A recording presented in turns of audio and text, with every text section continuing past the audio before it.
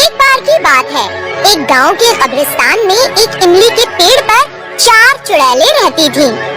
उनमें से एक जवान चुड़ैल थी जो शादी होने से पहले ही अचानक मर गई थी। इसलिए उसके फिर से एक जिंदा मनुष्य बनने की चाहत थी ताकि वो एक खुशहाल विवाहित जिंदगी बिता सके। एक दिन उस चुड़ैल ने और दूसरी चुड़ैलों को अपने दिल की बात बताई। मैं एक सुंदर पुरुष से शादी कर विवाहित जिंदगी बिताना चाहती हूँ।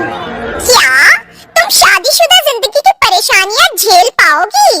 पागल हो गई हो क्या? अपनी खुशगवार जिंदगी को दुश्वार क्यों करना चाहती हो? जब मैं अपनी सास और ननंद के जुल्म ना सह सकी तो मैंने खुद को फांसी लगा ली। मुझे लगता है तुम्हें ये नहीं पता, मैं ऐसा घर चुनूंगी जहाँ सास और ननंद ना हो।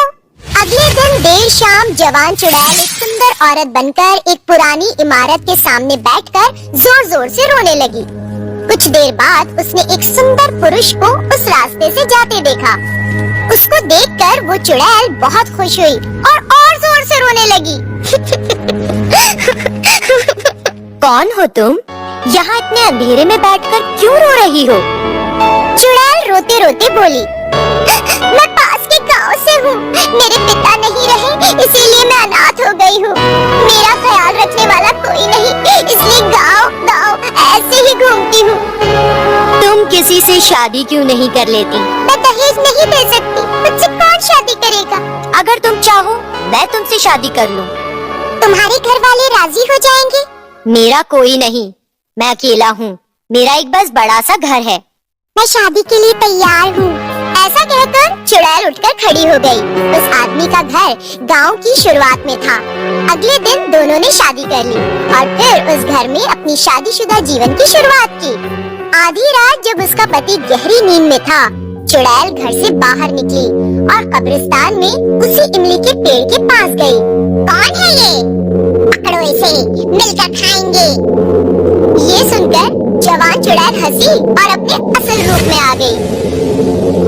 अरे ये तुम हो? हम तुम्हें पहचान नहीं सकी। क्या तुम्हारी इच्छा पूरी हुई? मुझे एक बहुत ही सुंदर पुरुष मिल गया। उसकी कोई माँ बहन भी नहीं, उसका बड़ा सा घर है।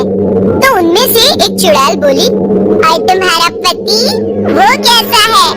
वे बहुत अच्छे आदमी हैं, मुझे बहुत चाहते हैं और हमारी शादीशुदा जिंदगी खुशहाल है। वो मेरे किसी भी फैसले के विपरीत नहीं जाते। हमारे बीच कोई मसला नहीं है। अच्छा, अब मैं घर जाती हूँ। अगर वो उठ गए तो बुरा मान सकते हैं। अच्छा, लेकिन हमारी दावत कब है? चुड़ैल ने कुछ देर सोचा और फिर कहा, ठीक है, चलो कल दावत पर मिलते हैं। कल रात आम औरतों के रूप में तुम सब मेरे घर आना। मैं अपने पति से तुम सब मेरी दोस्त हो ये कहूँगी। अपने पति को बताए बिना कल आधी रात हम दावत करेंगे। चुड़ैल फिर औरत बन गई और घर चली गई। अगले दिन दूसरी चुड़ैलों ने औरतों का रूप धारण किया और देर शाम चुड़ैल के घर का दरवाजा खटखटाया। चुड़ैल ने दरवाजा खोला और बोली, अरे तुम सब मेरे घर कैसे? दरवाजे पर कौन है? इनसे मिलिए, ये सब मेरी सहेलियां हैं। आज अचानक मुझसे मिलने आ गई।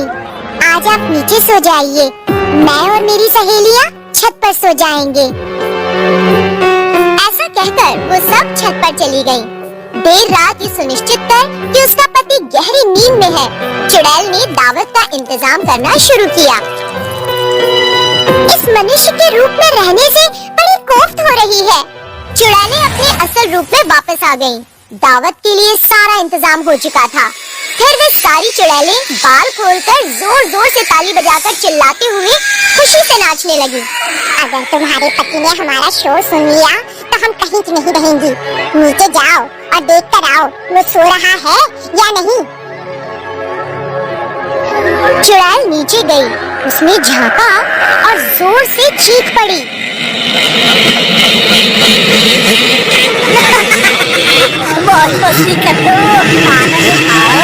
उसे समझ आ गया कि उसने एक भूत से शादी कर ली है। चुड़ैल बहुत गुस्सा हो गई। उसने सारी चुड़ैलों को इकट्ठा किया और अचानक उन भूतों पर टूट पड़ी। नाखूनों से खरोच खरोच के और एक दूसरे से लड़ते हुए भूत भूतनियों ने खूब तमाशा खड़ा किया। इस खराब अनुभव के बाद वो चुड़ैल और दूसरी चुड़ैलों के साथ चली गई और फिर कभी शादी के बारे में नहीं सोचा।